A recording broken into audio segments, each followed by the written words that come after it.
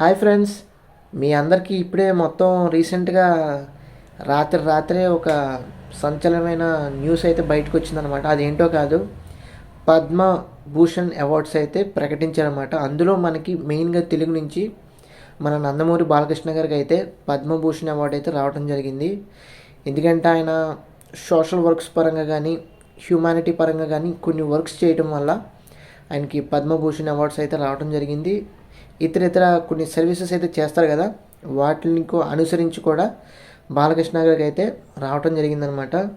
So మనం అందరం కూడా గర్వించదగ్గ విషయం అనమాట ఇది. బాలకృష్ణ గారికి పద్మభూషణ్ అవార్డు రావటం, దాంతోపాటు వరుస పెట్టి హిట్లు రావటం సినిమాల పరంగా కానీ, సో రాజకీయంగా పరంగా కానీ ఆయన సక్సెస్ చేసుకుంటూ రావటం, ఇదంతా మనకి శుభసూచకం అని చెప్పాలి.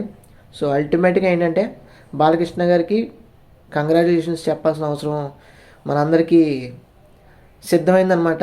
మొత్తం అందరూ కూడా విష్ చేయండి, కంగ్రాచులేషన్స్ అని చెప్పి అందరూ కింద కామెంట్ సెక్షన్లో మెన్షన్ చేయండి. ఎంతమంది బాలకృష్ణ గారి ఫ్యాన్స్ ఉన్నారో కూడా కింద కామెంట్ సెక్షన్లో కామెంట్ చేయండి. సో ఇంకెందుకు రైట్, ఈ షార్ట్ ఏదైతే ఇన్ఫర్మేటివ్గా మీకు అనిపించిందో తప్పకుండా లైక్ చేయండి, షేర్ చేయండి, సబ్స్క్రైబ్ చేసుకోండి. Thanks for watching.